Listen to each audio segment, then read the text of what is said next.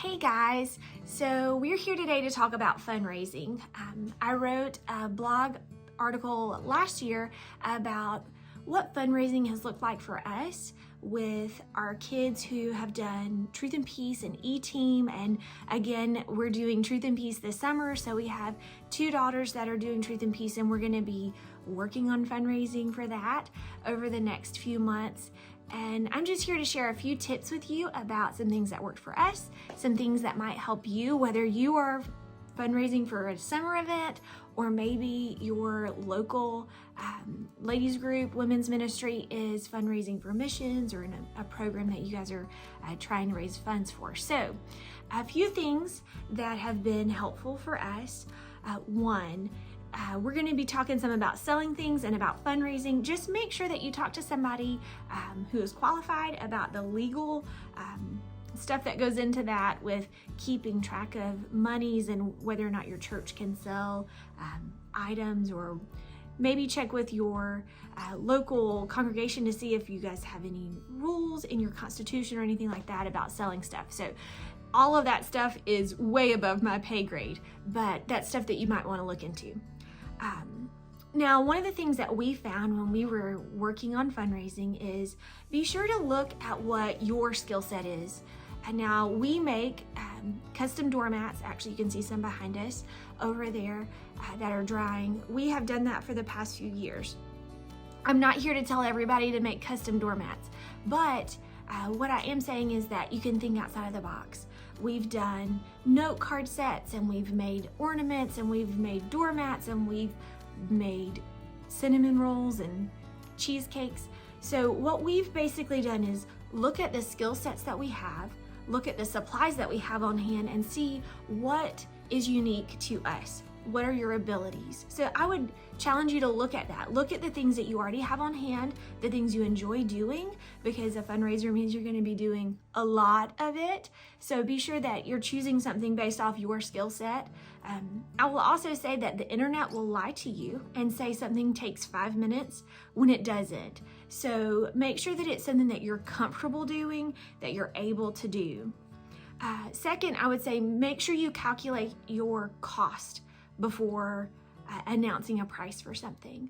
That means making sure you know what all of the items are going to cost, if you're going to be able to find those things. The last few years it's been hard to get our hands on some supplies, and also how much time it's going to take you to do it. You don't want to sell something for $5 that takes you 20 hours to make. So be sure that you have made a few of these things so that you really do know how long it's going to take you to make it, and how often you have something that goes wrong. So how much waste you're gonna have with something. A few years ago, we sold cheesecakes, and that was super fun. It was great. They were so tasty. About a week after we announced what our pricing was, we couldn't find cream cheese anywhere in Nashville. And so I literally drove to all the Krogers and bought like 40 pounds of cream cheese. So just make sure that you really can find the things that you want, and before you start selling them, that you have them on hand. Try to do something that people are already spending money on. So right now it's Christmas season, but we're about to be post holiday, so we're going to be looking towards Valentine's Day or Easter. So times that people are already going to be spending money on things, if you can offer them a service or something that they're going to be purchasing anyway, that's a great way to be able to take advantage of those times when people are spending extra money on things. We all know that Christmas is super commercial, and we're not trying to do that. But what we can do is offer them an option that might be a local product. They may be looking for something that was made local, or they may just want to help out. So it would be a great time to take advantage of that.